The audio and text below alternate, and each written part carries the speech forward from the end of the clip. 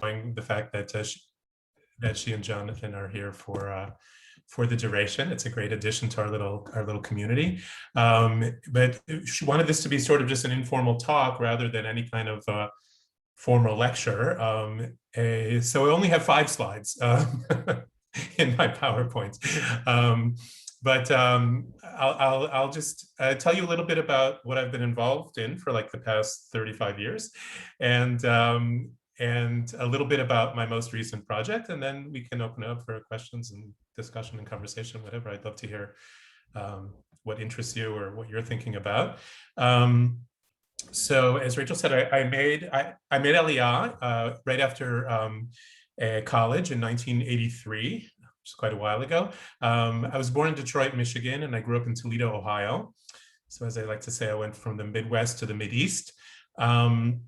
And my bachelor's degree was in linguistics, which I only mentioned because that's going to appear in the third act of this talk. Let's put it on the table there. And in fact, when people ask me why I moved to Israel, I grew up in young Judea with at least one person who's here on this screen, Laura. Hi, Laura. And I went to Camp Tel Yehuda, and I went on a year program. And I also fell in love with the Hebrew language. And more than just about anything else about living in Israel, I love living in a Hebrew-speaking society. And I'll talk a little bit more about that. So I did that degree, and I upped and moved to Israel, to Kibbutz Keturah, in fact, where I met Rachel. For my mother, of course, the problem was that this was, 6,000 miles away. And when, this was before, well, anything, Skype, we wrote, aerograms on thin blue paper. And there was one telephone on the kibbutz that you couldn't even really call the United States because it worked on these tokens, these asimonim. Anybody who was in Israel in any time in the 20th century probably remembers those. Anyway, so for her, that was the problem. For my dad, that was also hard, obviously, but he said, like, well, I just put you through college and you have this, great degree, you're going to throw it away to milk cows. I did milk a lot of cows, I have to say, but I actually did end up using that degree, and then the 2 others I ended up getting along the way. So it wasn't a total waste. I lived on the kibbutz for about 11 years, and I won't get into all the personal details, but let's keep it on the professional trajectory. I ended up moving to Jerusalem, actually, and together with my friend with whom I had made Aliyah a decade before, Elon Schwartz, who was also in Young Judea, some of you may know, we founded the Heschel Center for Sustainability, which has grown to become Israel's sort of premier environmental NGO, or general NGO anyway. We do a lot of collaborative work with all the others. There's the local Greenpeace, there's the local Adam Teva V'Din, the Israel Union for Environmental Defense, and it was only after I left Torah that they founded the Arava Institute, which some of you may be familiar with, a great academic institution that promotes both sustainability and coexistence between Jews and Arabs. So it's really a very broad and exciting field, and I've been working in that for, since we founded in the late 90s. And I ended up, skipping ahead for a second, but I ended up doing my doctorate in anthropology around environmental issues in Israel, specifically the role of the environment in promoting shared citizenship between Israeli Jews and Israeli Arabs.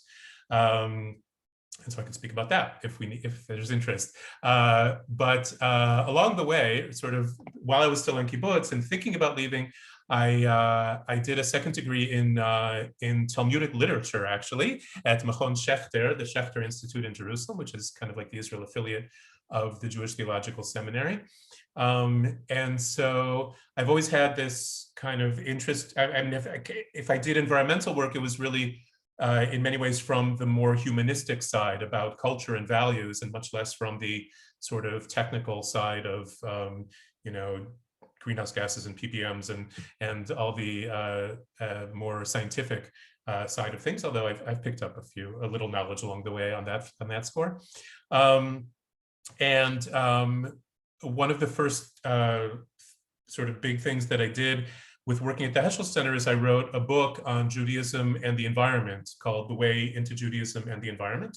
It's put up by Jewish Lights. And in fact, when I visited you guys about 10 years ago, I think it was now, or 11 years ago, Rabbi Fred could confirm that. It was shortly after that book had come out, and I spoke on those kinds of issues, and those are still things that I think are incredibly important and you know, world changing, ideally.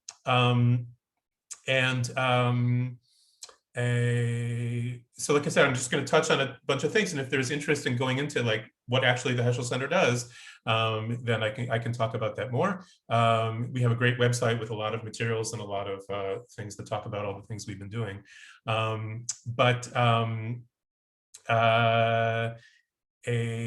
Let's see. So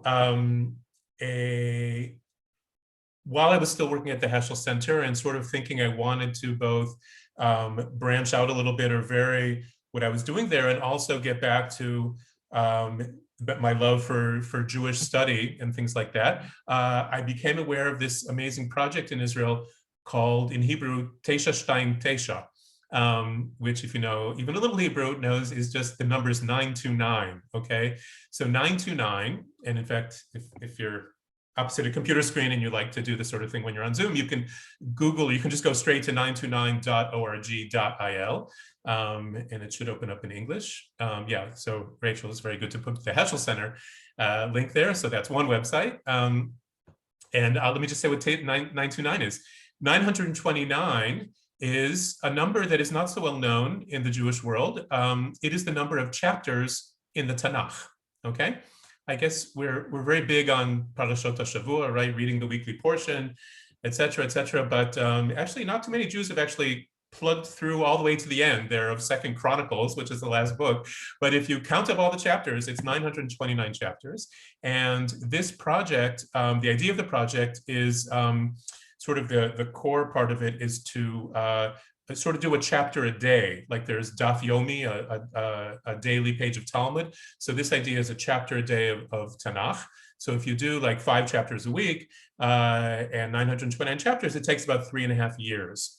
And so this is a project that was started by Rabbi Benny Lau here in Israel, together with actually a whole team of people, because even though it has a rabbi as the kind of the figurehead, it's not a religious or an Orthodox project. In fact, the whole point of it is to develop a sort of broad-based cultural discourse around, in the Jewish public in Israel, around our collective sources of identity, one of which is the Tanakh, of course. And so this started about 8 years ago, and they did a whole cycle, like 3.5 years, going through the whole Tanakh in Hebrew. And when they were coming to the end of that cycle, this was already 4 years ago, they were trying to think, okay, we're not just going to do the whole thing over again. I should say that what does it mean to do the cycle is obviously anybody can read the Tanakh anywhere with any copy that they have, but the idea of the project is to invite people to interact and to relate to issues that come up in each chapter. So on the website, every day it's a new chapter, and every day there are these like sort of blog posts, and also multimedia stuff, web series and videos and audio and music and stuff like that, that relate to themes of that particular chapter. So the whole project was to actually curate this, create this platform and curate it, invite people to contribute. So I'll say a little bit more about that when I talk about what I've been doing in the project. So when they got to the end of that cycle, where they had gotten, thousands and thousands of posts for the 929 chapters and hundreds of writers from the most prominent people in Israel all across the board in music and culture and politics and everything. One of the things they decided to do, partially at the urging of funders from the States and England, they said, this is too good to keep just in Hebrew. For Israelis, right? This is, the Jewish diaspora would be happy to, take part in this, and you should do it in English. And so at first they sort of hemmed and hawed, and because it's the Hebrew part is very, very Israeli society and Israeli culture focused, but they said, okay, let's give it a shot. And I was actually, at that time, it was very fortuitous, sort of looking to do, well, what ended up being exactly what I am doing at 929, which is that I'm the editor of the English language website. Okay, so when you go on to 929 and you see the English landing page there, the English chapter, then you'll see sort of my handiwork. Obviously, it's the handiwork of all the people who wrote those posts, but I'm the person who edits them and corresponds with them, and then sort of designs the page and the graphics and everything else. So that's what I've been doing for the past 3.5 years. And in fact, this is kind of an auspicious time. We actually just finished what was the second cycle for the Hebrew and the first cycle for us. Finally got to the end of that Second Chronicles, the last book of the Bible, and we just started again with Genesis last week. So that's why we're at the beginning part of Genesis. And so if you've never heard of this project and it intrigues you, you can still get in on the ground floor by joining us now. In Israel, there are about 150 study groups around the country, which are some are connected to synagogues, some to community centers, some are just groups of friends who get together to study according to this. There's even a 929 study group at Kibbutz Keturah, my old house. And what they do is people don't study with other people every day, but the groups meet once every week or once every 2 weeks, and then they do something related to the 5 or the 10 chapters that were covered in those 2 weeks. So that's sort of how it progresses. And that's been just very exciting because it is it's incredibly pluralistic and diverse, both the Hebrew and the English, and it's just even though it's a lot of pressure to have a daily deadline for putting it up every day, it means that every time my wife and I go on vacation, I take the computer along and stay up at night to make sure everything's arranged for the next day. But it's just quite a privilege to be able to, wake up every morning, and in my inbox are, anywhere from 3, 4 to a dozen pieces by interesting thinkers and people about everything under the sun, practically. Some of them are very closely read textual studies. Some of them are like, oh, this chapter deals with leadership. I'm going to talk about leadership in the United States or Israel or wherever. So that's also what's really interesting about the site. Okay, so that's 2/3 of the picture. My environmental work at the Heschel Center and my, I guess you call it Jewish text work at 929. And I just chose to end, or at least my little part of this, with, as I said, one of my first loves was language, and specifically the Hebrew language. And one of the things that I wanted to get back into was doing that. And it's a little bit hard to, in late middle age, to go back to do a career in linguistics. I'm also not a Hebrew teacher. I mean, I guess I've taught things in Hebrew, but I didn't see myself as like an Ulpan style or a language teacher. But I had some things I wanted to say about Hebrew. And at first, actually, I wrote a column for Haaretz in English. And it was actually on the digital thing. So haaretz.com. And in fact, if you know your way around haaretz.com, you can still find my columns. I wrote a column every week, each week about a different root or a different word in Hebrew, especially one that was sort of prominent in those that, during that time in current events. So it was like a little bit tied to news, but also tied to the Hebrew language side of things. As far as I know, it was the first column in English about the Hebrew language in Israel. There have, of course, been others, and like a great one in Hadassah magazine and others. But and in the end, I decided, well, I had a lot more to say than just these short little columns, and so I wrote a book. That's my second book. It's called Hebrew Roots, Jewish Routes, a Tribal Language in a Global World. And I have given, well, it came out about 6 months before Corona, and I had this big book tour planned, and it ended up being all entirely on Zoom, which actually might have gotten to more people because people could log in from wherever, of course, like in Zoom, but it's obviously, it's not quite the same as, it's almost the next best thing to being there. And so I have given a lot of talks about that. And if you're interested in hearing a lot more about this, I can certainly do a talk for you. But Rachel invited me to share just a little bit of that with you. And I said I have 5 slides, so I do have some things to say about it. And I'll just preface my remarks by saying, oh, look at that. There's the link to the book on the Behrman House Publishing website. Here's my thoughts were that Hebrew is one of the most amazing accomplishments of the Jewish people in the past 200 years. I mean, I say that knowing that it's a very subjective opinion because I love Hebrew and I'm a linguist, et cetera, et cetera. But I think objectively, if you think about it, it is certainly one of the most non-controversial, right? I mean, I'm not even going to talk about Israeli politics or where you are on the spectrum of right and left and peace and security and territories and everything else. But the revival, and that's actually not the right word. In my longer lecture, I explained why it wasn't revived. It was never dead. But the bringing back into conversation of the Hebrew language is almost unique in the world. And what's amazing about it is that besides the fact that it's just amazing for us that we have this language that was spoken 2,000 years ago, and now there are Jews who are speaking it again, and it's really intriguing to look at the similarities and differences, the continuity and the revolution that occurred just within the idea of the language, which really reflects, of course, all the larger transformations that the Jewish people have gone to. But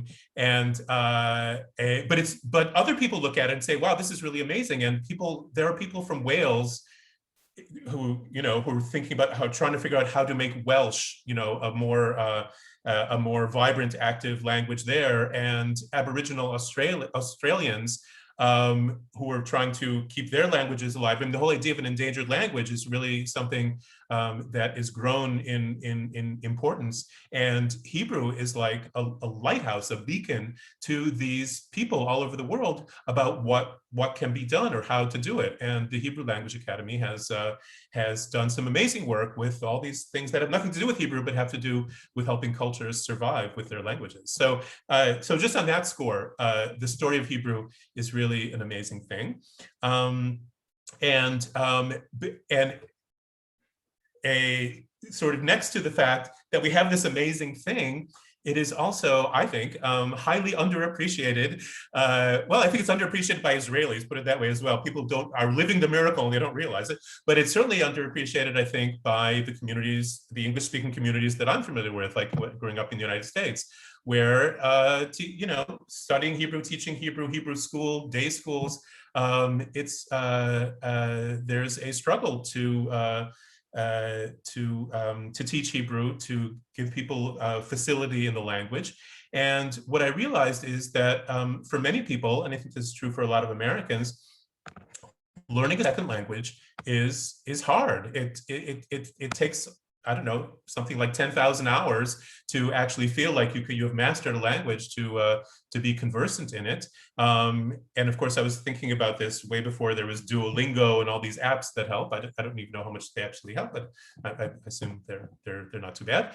But I wanted to try to figure out a way, how can we create sort of more interest or enthusiasm or even just a way in to this idea of Hebrew. And I guess the conclusion that I came to is that one of the problems, or one of the obstacles to learning Hebrew, because it is a language, is this idea that you don't really go into learning a little bit of a language. If you're going to learn a language, you sort of do it in order to reach some kind of mastery, which is not the same with any other topic of Jewish education. You don't have to you don't take a class in Tanakh, in Bible, to become a Bible scholar. You take it because you want to know a little Bible or a little history or a little Talmud or a little of anything else. I mean, we're lifelong learners and we gradually acquire these things. And yet language we relate to a little bit differently, that you feel like, well, if I can't, it's sort of all or nothing, or at least most or nothing.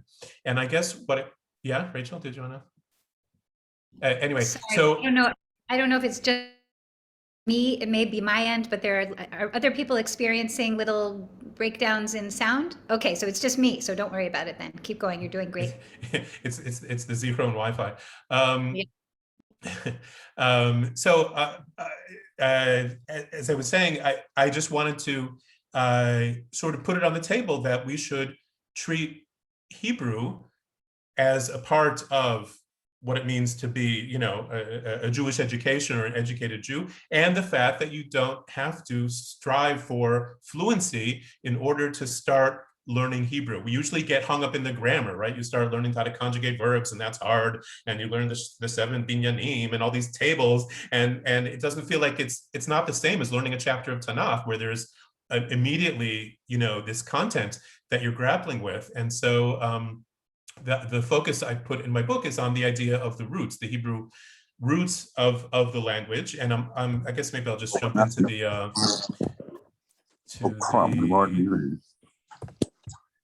Why didn't you mute us? PowerPoint. Okay, you can see that. So this is just my opening slide. I sometimes call it what I do Hebrew connections with my Aleph Bet there. And if you can read Hebrew, you can see some of the other little jokes I put on the screen. That the idea is to think about Hebrew as something that you can connect to and learn a little bit of and connect to it for content rather than for mastery, for linguistic skills. Okay, so it's in this book. This is the book. There's a website there as well. And you've seen that. It'll come back at the end. And I guess my tagline is that you don't have to speak Hebrew for Hebrew to speak to you. Okay, and what do I mean? So I'll just give you an example. So, and here, if I go too fast or something, or if somebody doesn't have any Hebrew knowledge at all, this will be starting from scratch, but that's okay. What's amazing about Hebrew and very different from English is that words have roots. Almost all Hebrew words have roots. Many of them are these 3 letters, okay? And they're all consonants because there are no vowels in the Hebrew alphabet. The vowels are in the dots and the dashes. So all the letters in the Hebrew alphabet are consonants. And a root is composed of 3 letters. And then each root can have a family of words, sometimes only 1 or 2, and sometimes like 20 or more. One of the interesting things about studying Hebrew is making these connections between different roots and different words. So I took this root here. In Hebrew, it's Samech Daled Resh, which parallel the sounds SDR. And so, should I open this up for audience participation? What is, I'm sure even with people without a strong Hebrew background, but any kind of just Jewish familiarity, what are some Hebrew words that seem like they might come from this root? Beseder meaning okay.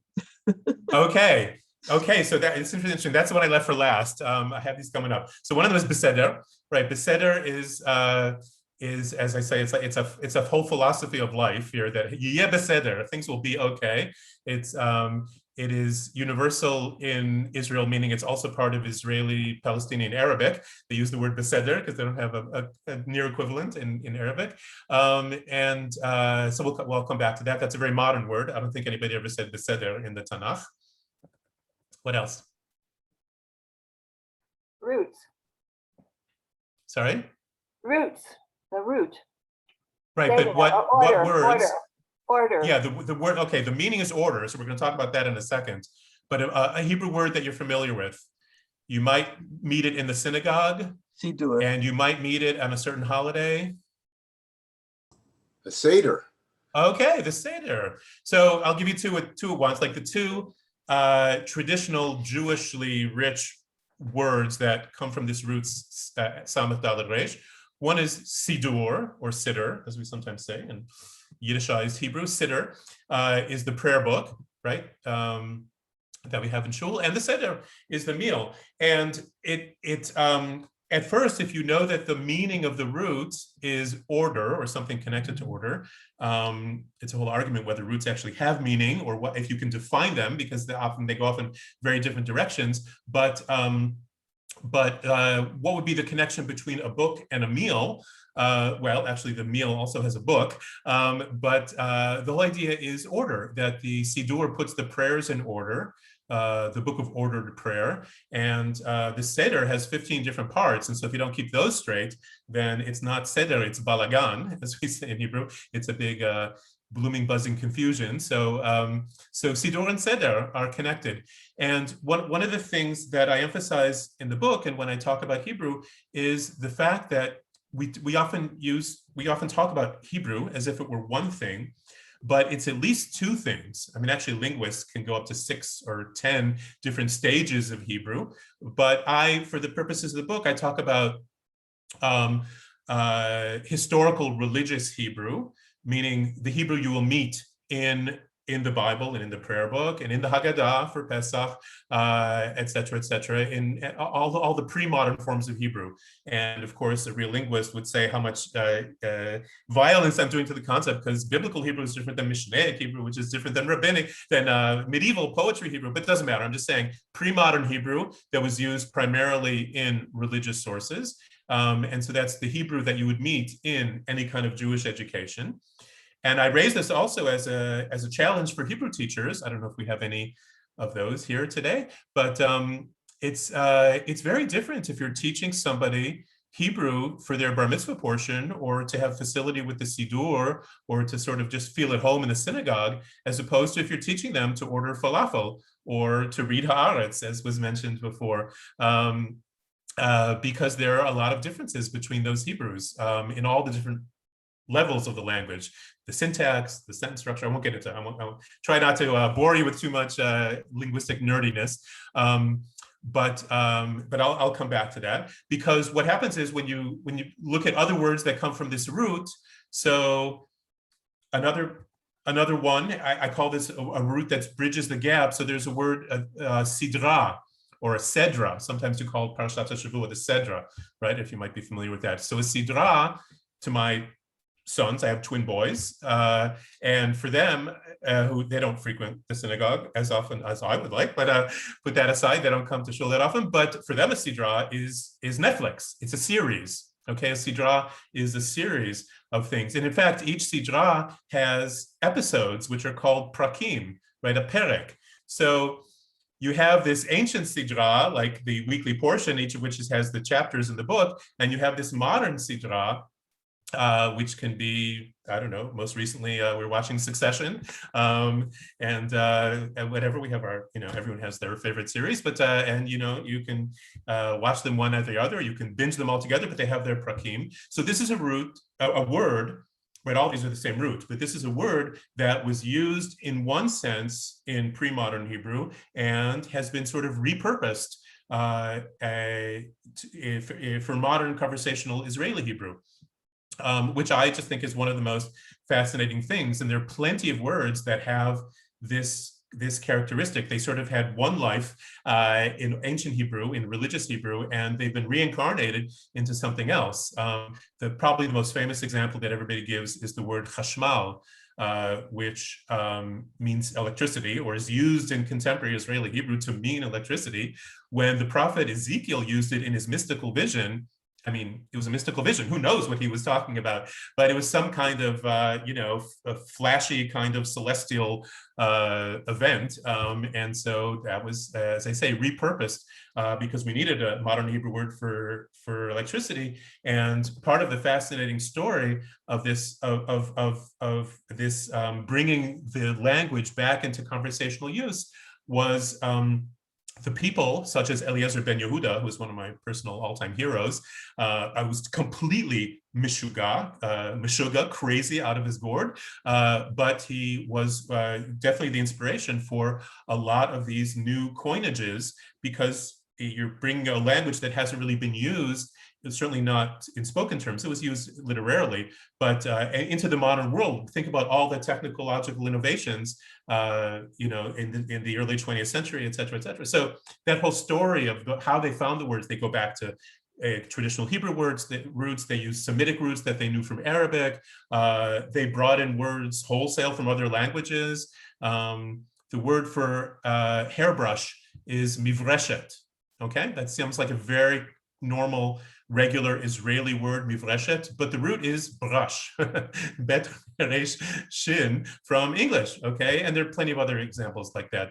Glida comes from a Hebrew word, but it was meant to sound like gelato.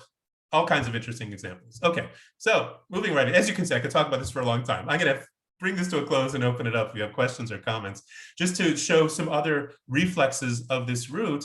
So one of the most powerful economic actors in Israeli society is the National Labor Union. It's called the Histadrut, and you can see that root hiding in there. You have to explain the grammar why there's another letter that was stuck in there, but that's the way this form has taken. But the root is Samech Daled Resh, and it's an organization.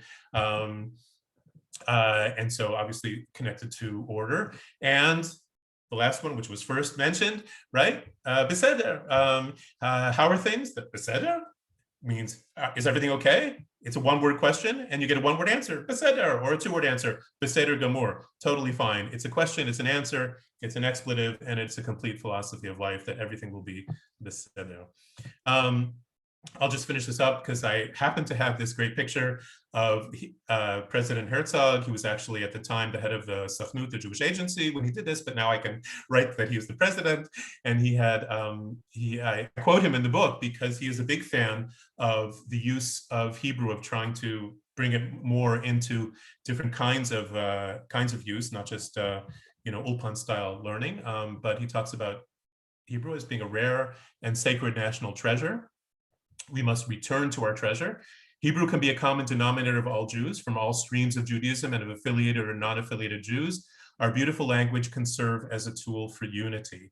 That is indeed one of the things that I think of, that so many things about contemporary Jewish life in Israel, outside of Israel, between Israel and the diaspora, are so divisive, whether it be Israeli politics or religious observance, or, well, just about anything you can think of.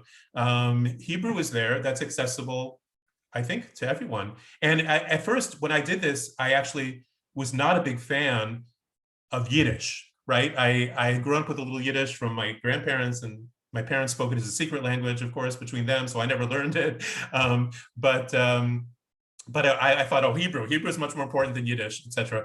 But actually, through Hebrew, I derived a huge new appreciation, not only for Yiddish, but all the Jewish languages of the world. There's Yiddish, there's, of course, Ladino, and you may not be able to name the other 20 or so, but they are, everywhere Jews have lived, they have created a Jewish version of their local tongue, including in India and in North Africa and in Italy. And that's, so the whole linguistic story of the Jewish people is really fascinating. But what's amazing is that the one thing that defines all those languages is that there is a Hebrew core, right? There's Hebrew words, the Hebrew lexical items, but also things that are taken from Jewish tradition via the Hebrew. So Hebrew still is the big connecting link. And so this is the book again, and I will come back to a full screen here.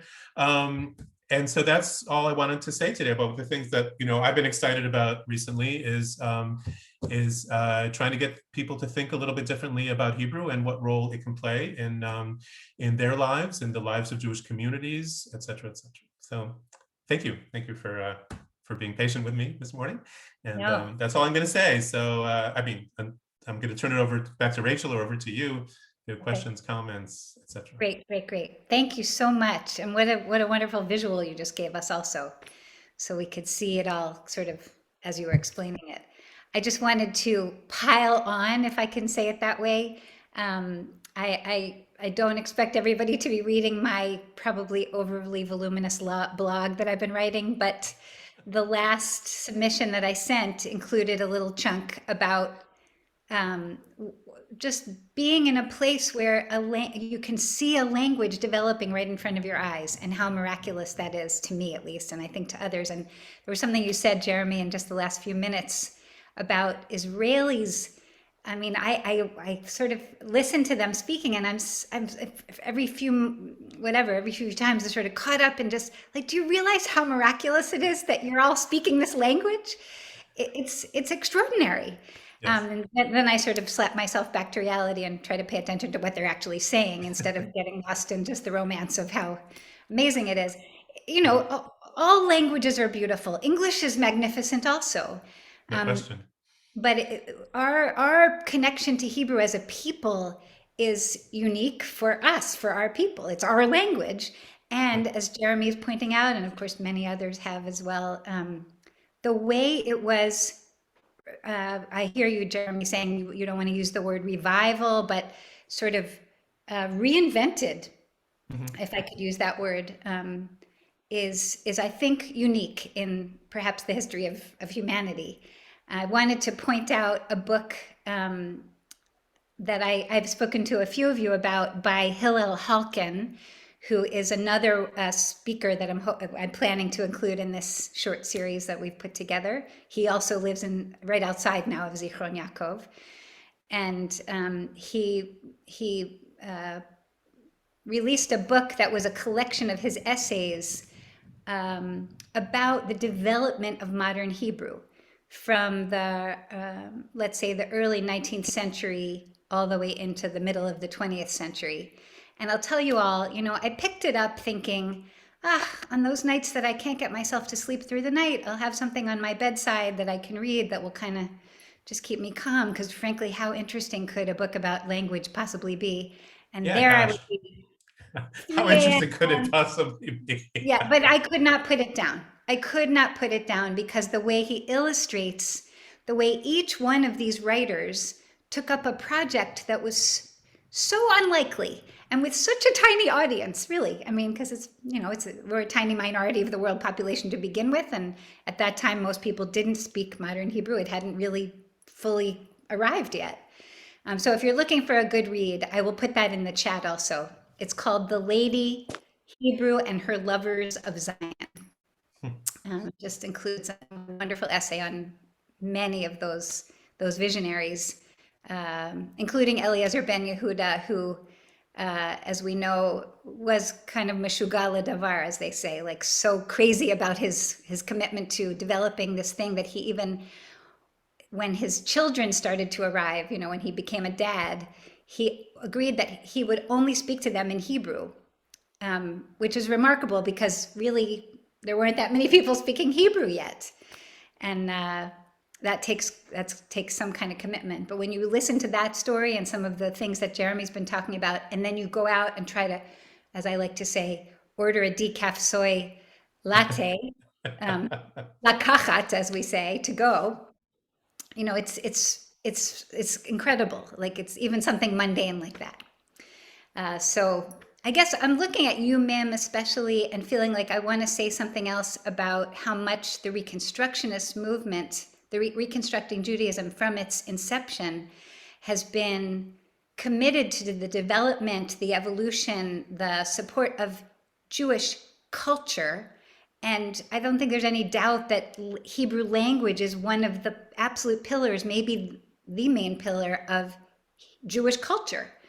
And so as people who are affiliated with the Reconstructionist Jewish community, this is especially important to us also.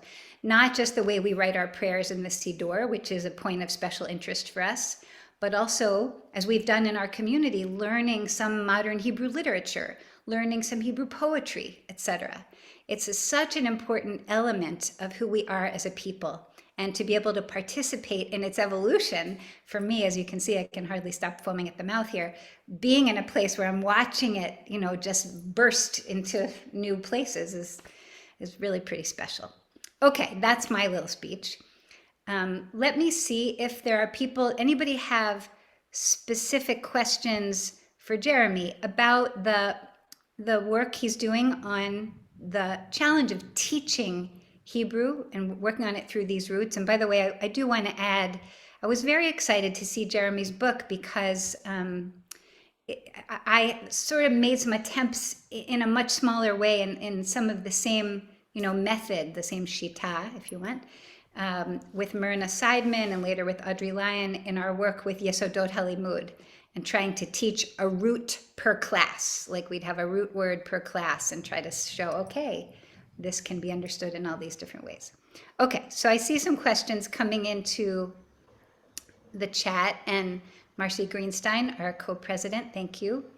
I would like to invite you all to put questions into the chat, specifically anything you'd like to ask Jeremy, and I can help to kind of funnel them to him as well. So one question, Jeremy, is coming from our co-president, Marcy Greenstein. What about immersive Hebrew classes? Yeah. And actually, Marcy, I would say to you first, what do you mean by immersive? Well, you can define immersive. Yeah, go ahead. Yes, sorry. Yes, so just going into a class, just having Hebrew spoken in the class, just having that kind of, I don't know, immersion, I think is what it's called. I don't know all the Yeah. technical terms, but as a way to, invite people into at least, as you pointed out, you need a long period of time to understand the grammar, to be able to write, read, but just to get people familiar and comfortable with the language and feel like they can use it right away. Right. Well, there's that style is what we would call in Hebrew, Ulpan style Hebrew, because traditionally that was the idea would be to study Ivrit be'Ivrit, studying Hebrew in Hebrew, I think that in Israel anyway, I think that was partly an ideology, but also partly a necessity. I remember, when I came, I did a couple of ulpanim, and especially if it's a public ulpan and you're studying with people, olim from other places, like from Russia or from, I don't know, France, a lot of French olim now, and you don't have a common language, so you sort of all have to talk Hebrew because that's, that certainly makes the immersive side of it seem that much more attractive and helpful.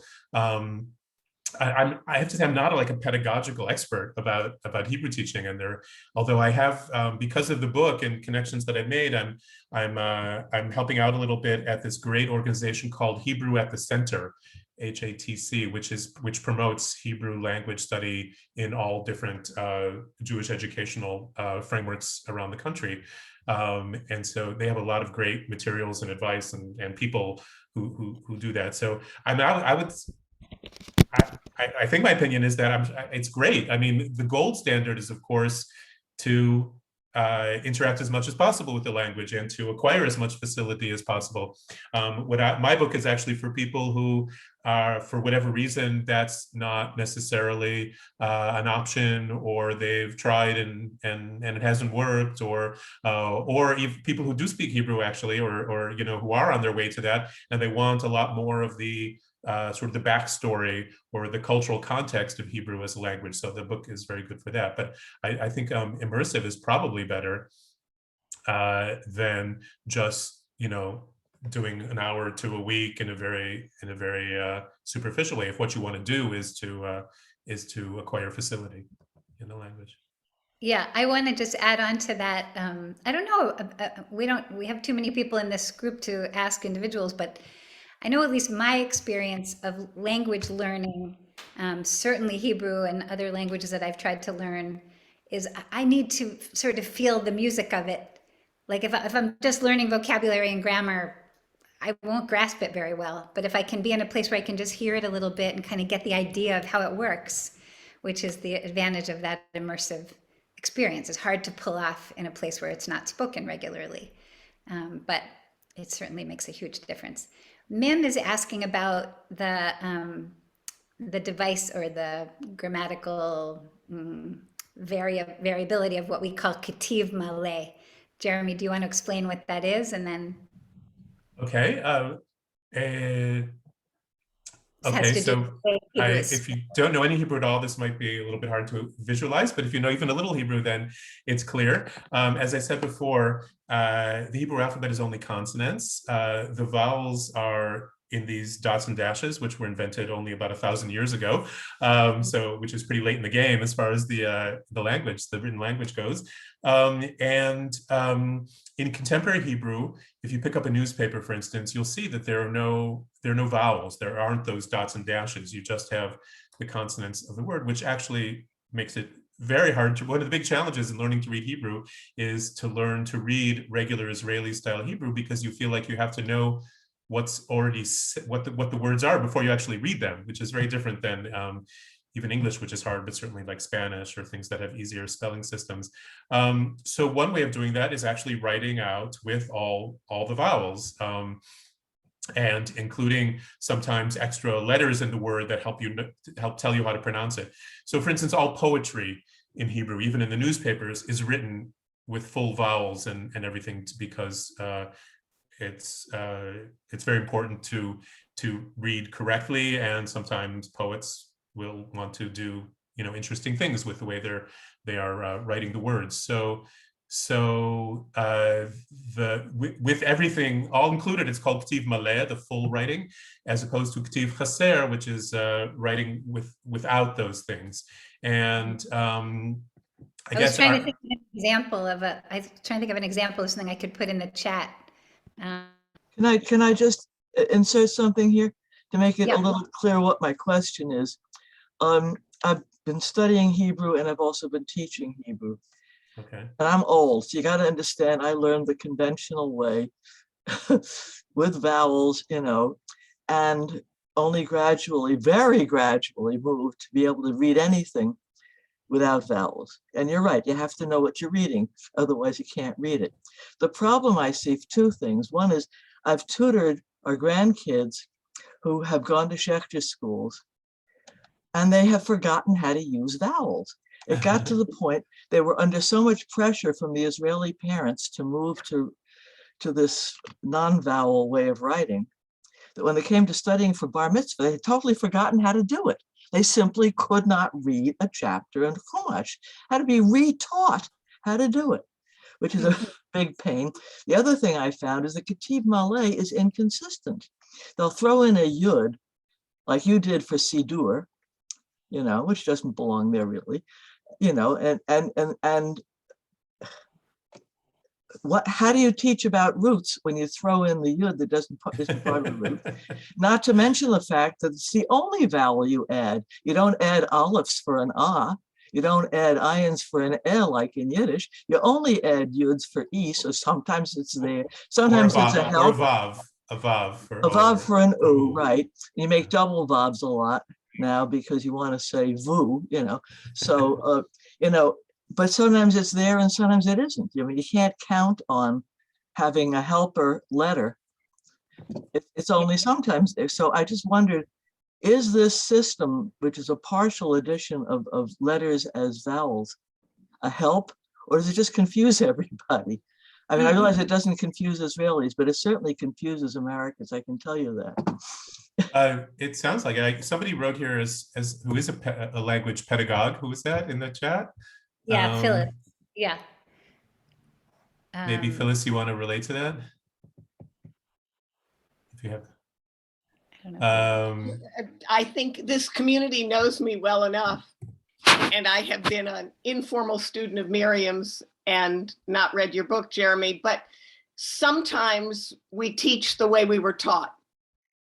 There's significant research that suggests most of us teach the way we were taught. And the example that will maybe be reflective in this group is when I first went to Rwanda, where the first language is Kinyarwanda, I saw my first Rwandan teacher teaching English the way I learned French as a child, with nouns and verbs. The problem was in their first language, there are no nouns and verbs. And these kids that would be a problem. They couldn't connect any dotted line. So I just sang my way through the first year of language learning, much the way an adult family member parent would sing their way through a Seder, so that kids become connected and learn. And Rachel's smiling, and that's enough reinforcement for me. Thank you. Bye. Yeah, I mean, we can't underestimate the value of melody to help us hold on to language passages that we're trying to learn, starting with the alphabet, for instance. There are more questions about language here, Jeremy, but I'm also seeing a few folks are asking if you could circle back to some of the environmental activism that you've been involved in as we come close to the end of the hour here. And let me just go back. Hang on. Well, there was Fred's question. Okay, you're ahead of me because I didn't even see that Fred had given us a question. No, but I see also Carol. Yeah.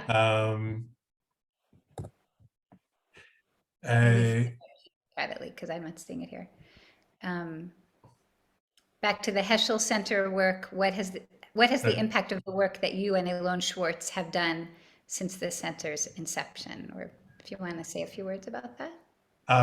Okay. Wow. Well, let's see. I have to get the Shift gears a categories little. correct. I think I would say that our impact has been felt in three major areas.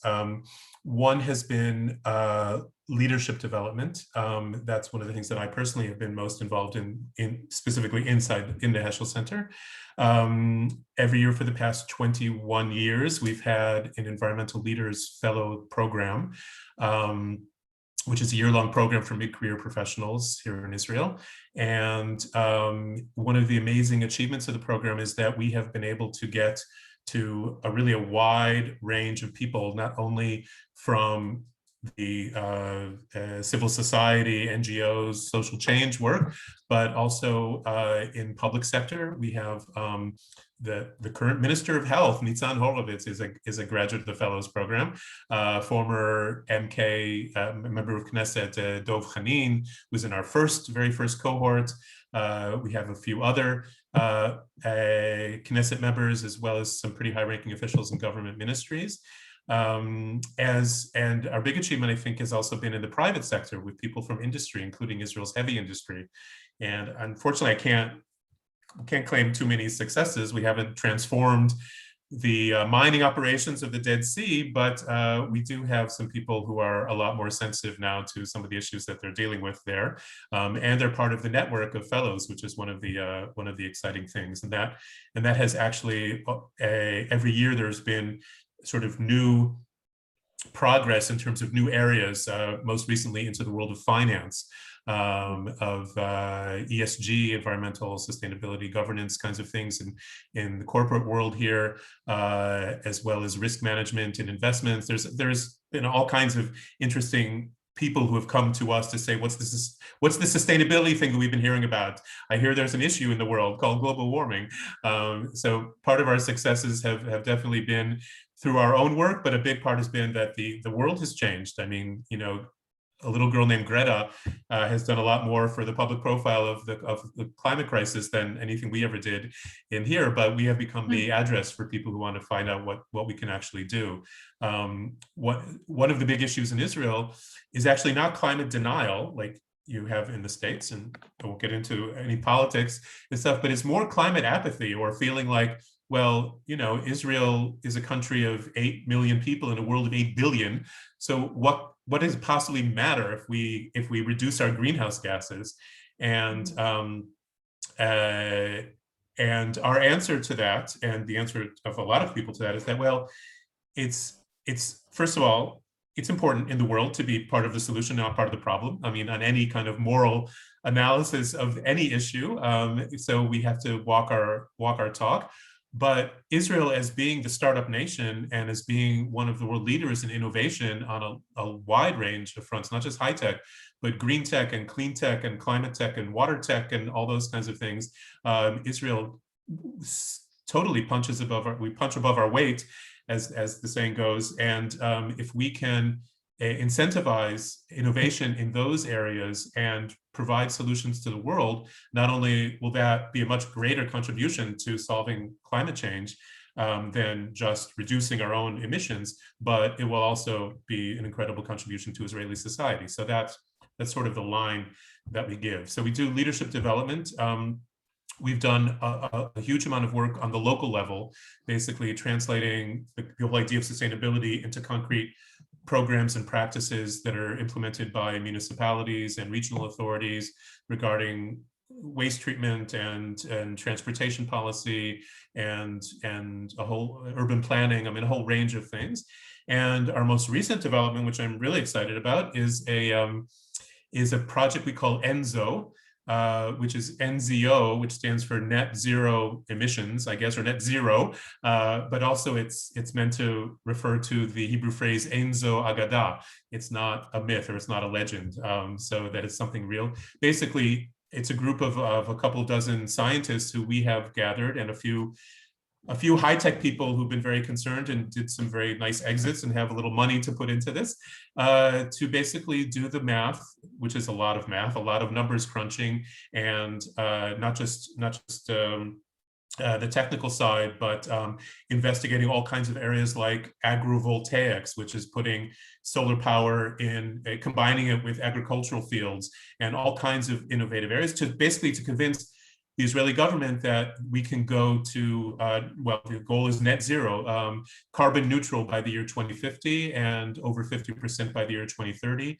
And they initially had a pledge of 10%. And because of that project, they upped their pledge to 30%, which we think is still not nearly enough, but we're making progress on that score. So I think those are some of the main things that we've been involved in. And there were two specific areas that I'll relate to from the questions.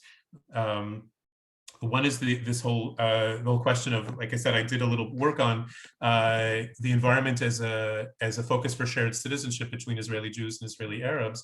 And I actually did this in the wake of the Second Intifada, when previously, like in the Oslo era, there had been a lot of coexistence work done, and there were all kinds of joint Jewish Arab soccer teams and Jewish Arab orchestras and all kinds of things to get Jews and Arabs to work together. And in the wake of the Second Intifada, a lot of that just sort of evaporated. There was this breach of trust sort of on both sides, that Israeli Jews saw Israeli Arabs joining with Palestinians in riots and things against the state of Israel, and Israeli Arabs, of course, when 11 Israeli Arab citizens were shot and killed by police forces as a result of those riots, most of which were completely peaceful. So there was definitely a lot of ill will on both sides, and of course, since then, a primarily right-wing government for most of those 2 decades hasn't really helped that exact part of the situation. Things are changing now. First time that there is actually an Arab minister in the government, and that's with Naftali Bennett, who is nominally at least a right-wing politician. So there's been a shuffling of the deck with our recent government. But what I looked at was the fact that where a lot of those other coexistence projects sort of disappeared, the environmental ones continued, and there were actually some interesting new environmental projects that started in the wake of the Intifada, because people realized we don't just need to improve relations in some kind of superficial way, we really need to improve actual living conditions. And that's certainly the case in terms of Israeli Arab towns and villages in the Galilee, which have much less access to urban budgets, certainly the case with Bedouins in the Negev, et cetera, et cetera. And so the environmental projects, which were designed to relate to real questions of quality of life, were magnets for Jews and Arabs who were really trying to do work around the situation. So it was not only working together to reclaim a stream and stop pollution in a riverbed, but also protesting either a factory or the government that wasn't doing enough to prevent air pollution and things like that in the Galilee or in the Haifa Bay area. And so there have been projects like that. And there's also almost a philosophical switch. I told you about the 3 things that I do. The 4th thing that I do is that I teach environmental ethics at Tel Aviv University.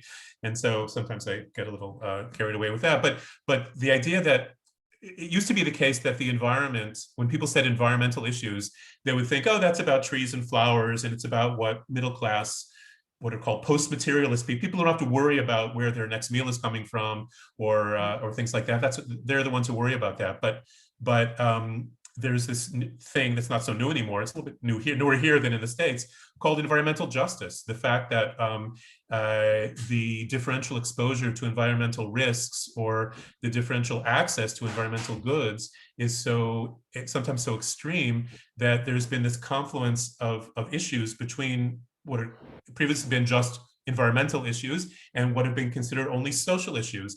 And so it's much easier, for instance, for Blacks in American society to become part of what had been a traditionally sort of white movement when we're talking about a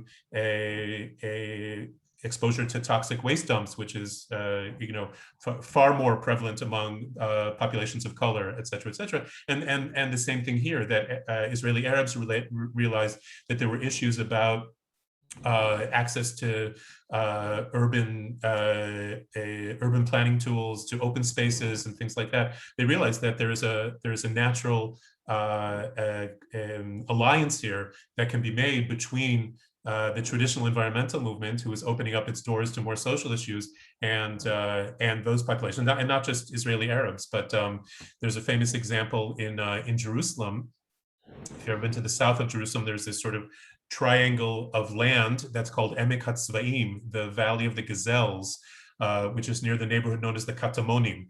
The Katamonim are sort of the slums of South Jerusalem, and there had been. It's also right near the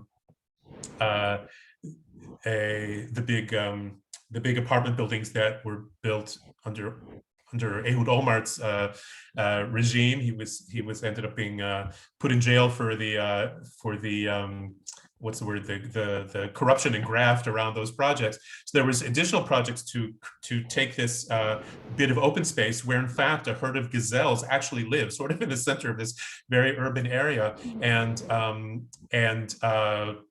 turn that into upscale apartment buildings. And the environmentalists were protesting it because it was a green space and there were these gazelles living there.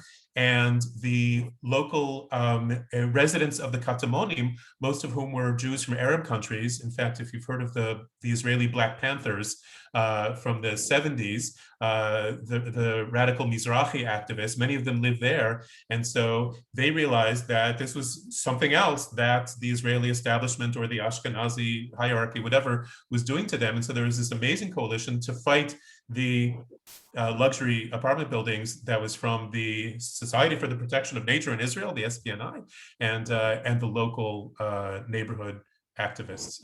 So all that is connected to the interesting sort of social and cultural sides of environmental activism. And I'll just answer Fred's question, because this year in particular is a very auspicious year. I don't know if you guys have been talking about this at all in your kihila, in your congregation, but this year is a Shemitah year, a sabbatical year.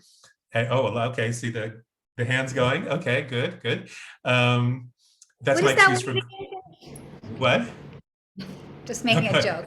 Keep going. That's my excuse for growing this beard. I haven't always had this long beard. I said, oh, it's a Shemitah year. I just haven't been trimming my fields here. Anyway, but so actually starting in the last time around 7 years ago, there was for us a huge awakening. Actually, it's not just over here in Israel, but in conjunction with environmental forces in the United States, led, I think, primarily by Chazon, but others as well. But really a renaissance of interest in this idea of the Shemitah year as a focal point for for a social economic critique of where we're at, of looking once again at our consumer culture and looking at work-life balance and wealth and debt. I mean, a whole range of issues come up when you're dealing with even the most traditional sources of Shemitah.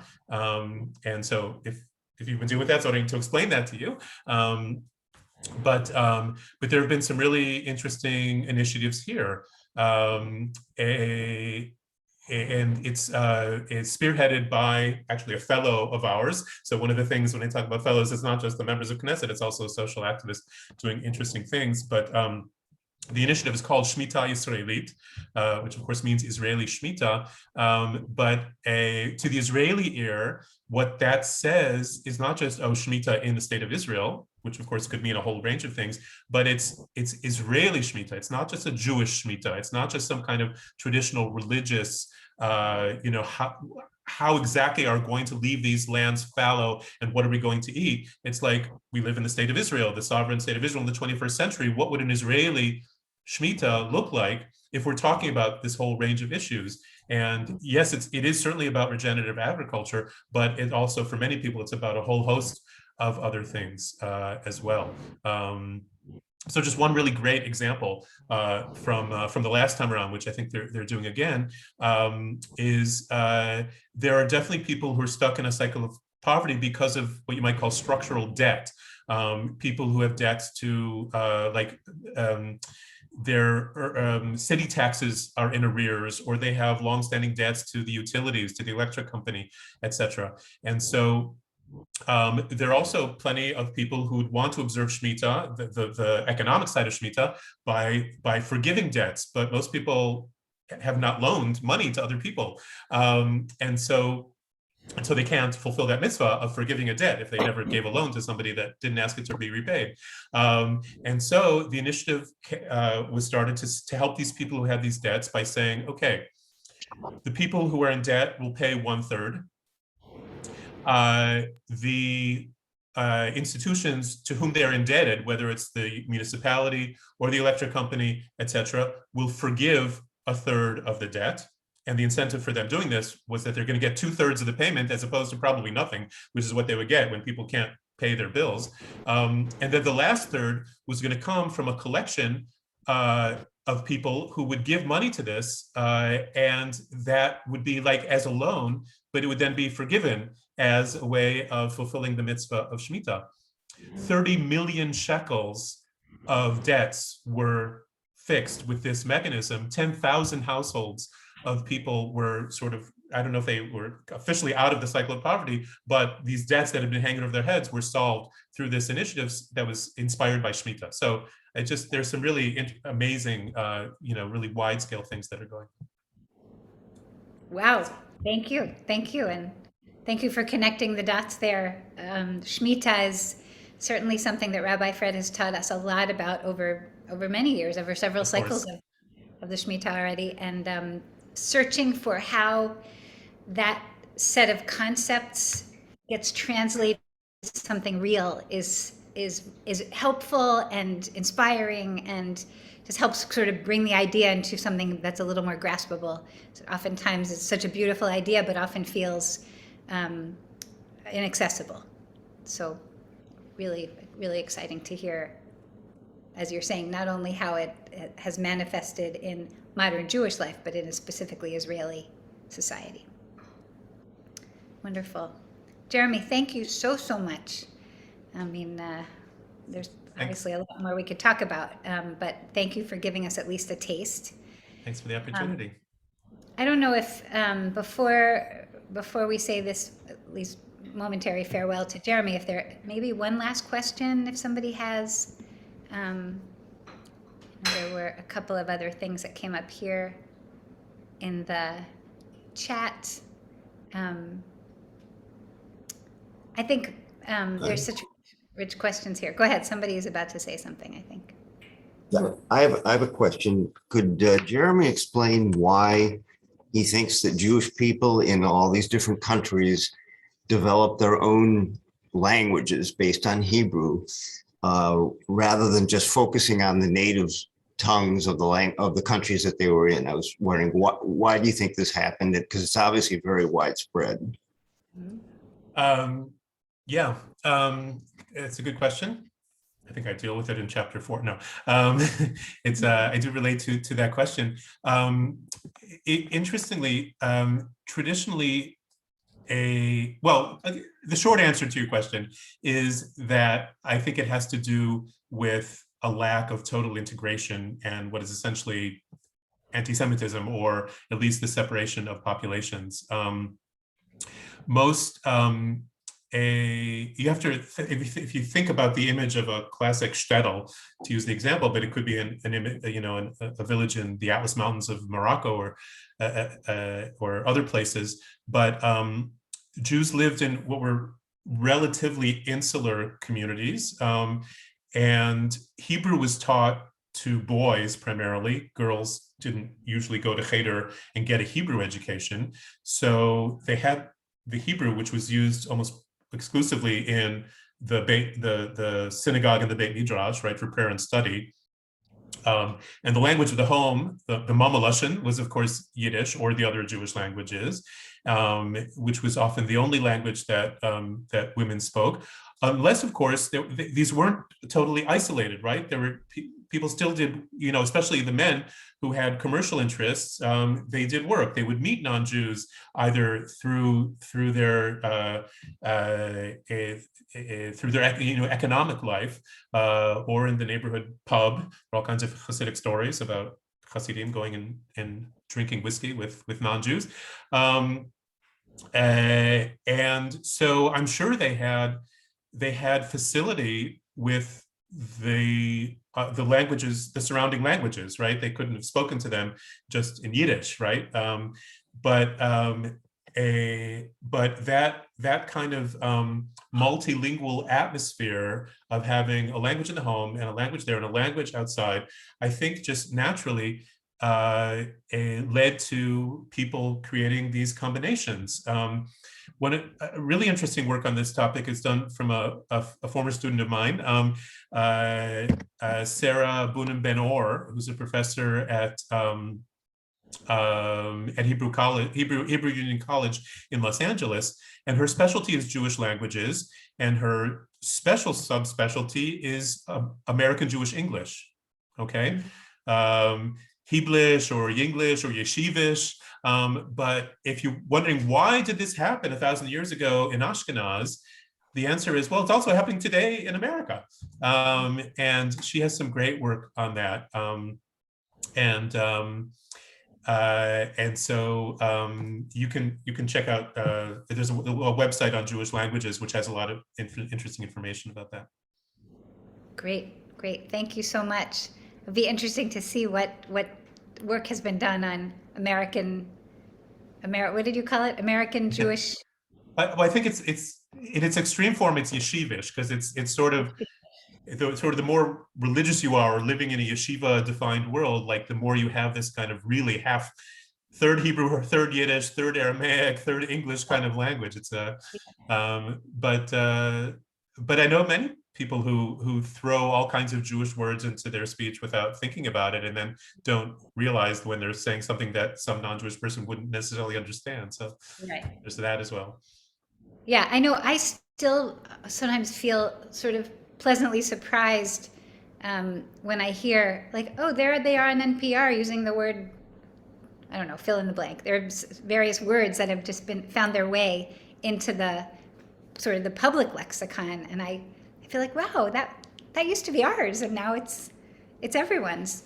Okay, my last little crazy story. So I, like maybe many other people in the Western world, have gotten hooked on Wordle. I don't know how many of you do Wordle.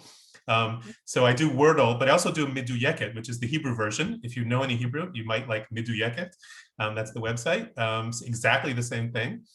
Anyway, so a little while ago, or I don't know exactly when, I was also looking at the archives because I had some free time. So the word in the end was golem, Golem. And I was wondering, how many people did that one stump, right? I mean, is golem a word in common American English usage? I don't know.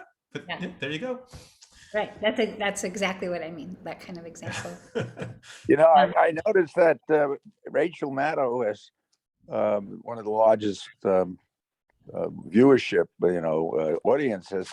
Occasionally, and she's not Jewish, as you may know.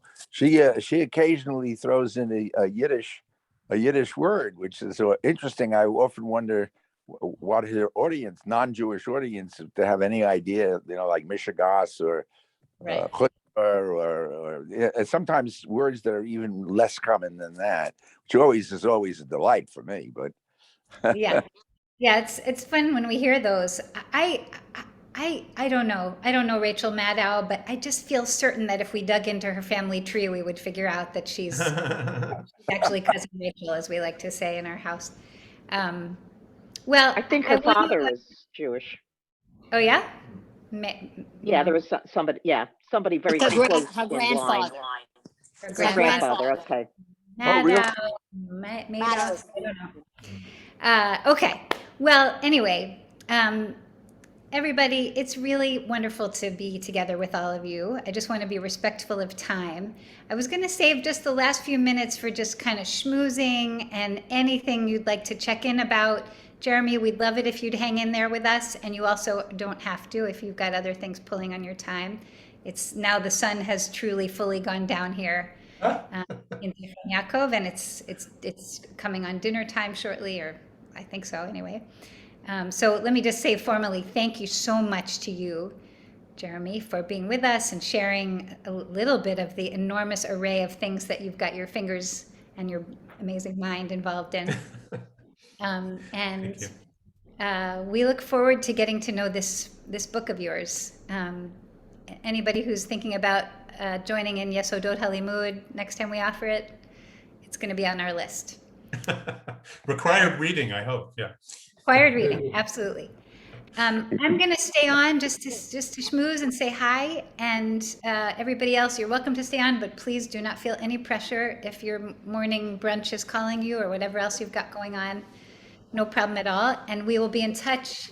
I think the next one in this series is going to be with Rabbi Elisha Wolfen, who is the rabbi of Kehilat Ve'ahavta, the Israeli Masorti synagogue that Jeremy's part of, and that Jonathan and I have been so excited to participate in while we've been here. So thanks you. again, Jeremy. Okay. And I'll say goodbye and okay. let you do your congregational gossip or whatever it is. And it's yeah, there's Rabbi Fred. Hi. המון תודה מורי ירמיהו, וגם מורי רחל. Hey. Morati, please. Get the grammar right, Fred. Good to see you. Yeah. Sodek. Good seeing you. You too. We'll catch up. Thanks. Looking forward. Okay. Blessings all. Rachel, Jonathan, thank you. Okay. Great to see you. Are you there in the sanctuary? Live Yes, and in the flesh. There we go. Oh, yes, Yeah. you are. Look at that. Wow. So, yes. All right. Cool too. Hey. Ooh, good to see you. PJ Rachel, is saying hello. Yeah, just want to say Oh, hi. PJ is saying hello, Rachel. Oh, PJ is saying hello. So Lori, Levin, and oh, look at that. And Stuart. Here, wait, we got to get that for that you in. Can you show him again for a second, Lori? Yeah, Oh. there we go. Oh, Yeah. We think this dog of ours is never coming home to us because he's clearly living at the spa right now. well, oh, Yeah. So, he's a, whoops, let's see. He's a very lovely dog, and I can't believe how active he can be at 13. yeah, it's remarkable. But yeah, it is remarkable. Yeah. So he's a good guest. Good. Okay. I'm so glad to hear that. Yeah. So relieved. Yeah. Yeah, I will say that one of the things we're noticing, you know, in our travels here in Israel is just there, I don't know, it seems to me there are just dogs everywhere. Like everyone's got a dog here. They don't seem to be interested in curbing their dog, which makes for, you know, extra vigilance when you're out walking, if you catch my drift. But it's kind of lovely and very sweet. And there also are a million cats. There are just cats roaming the streets, feral cats. And that's all over Jerusalem. They'll take over your Yes, house. You're all over careful. so those of you who are cat people, you might love that. I'm not particularly one of you, but yeah. I don't think they're big on spay neuter. No, I don't think so either. Right. Yeah. So yeah, again, just enormous gratitude to you, Lori and Stuart, and to Our pleasure. your own dog, Mickey, who's being a good host. Rachel, I just want to mention, you were talking about Hillel Hawkins' book about lady, what is it called? Yeah, it's a cumbersome title. I think it's called The Lady Hebrew and Her Lovers of Zion. There's a huge review of it in the Jewish Review of Books recently. Yes. Oh, In recently? case anybody, I don't know how recent it is because my stuff piles up. I mean, I don't know how late. I mean, it may have been sitting there for a year. Yeah, I that's don't how know. I found out about it, through the Jewish Review of Books. It's like the New Yorkers, you know, they tend to pile up. Yeah, but you can read them anytime. Yeah, exactly. Wonderful publication. And that is exactly how I got connected to it myself, to him. And also, I've got it on good authority that he at least used to write Philologos in Forward, and he had a great column on Yeshivish as a language.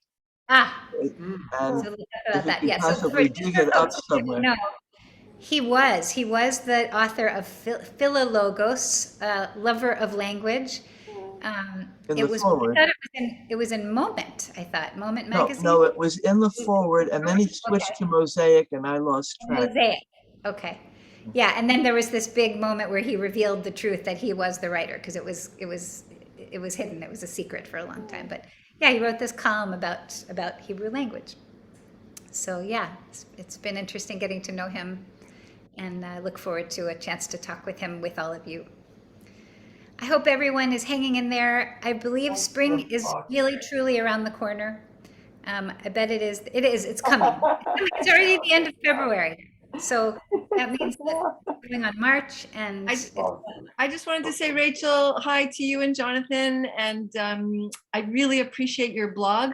I got to sit down and read it from bottom to top, backwards, and see, of course, photos of Adi and all of and you and Iqbal. And thank you for this morning. It reminded me that there's also someone did a research that I once upon a time tried to find it, but I'll write to Jeremy, maybe he knows, or this woman, Sarah, in Los Angeles.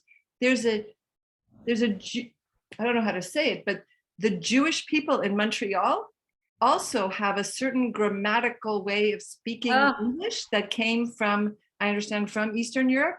And and I speak it sometimes, and I didn't know that. And so I'm reminded, I'm going to try to find that thesis or that article or something. So thank you.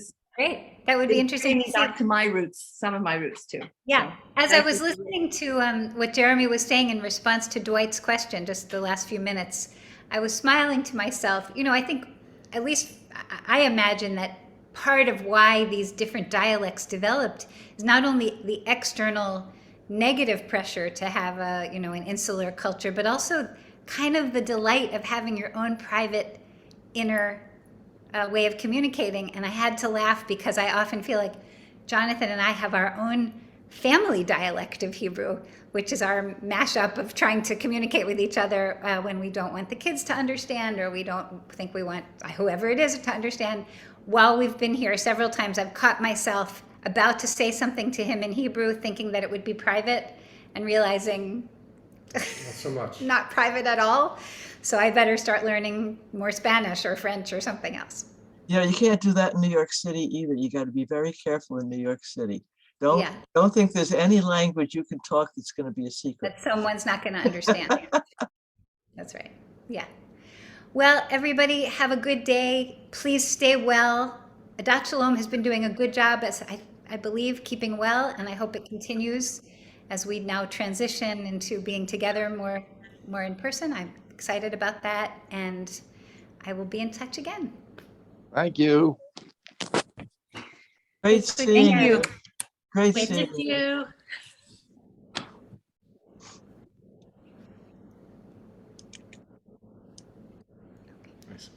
Fabulous morning, really exciting. Thank you. Great to see you, Linda.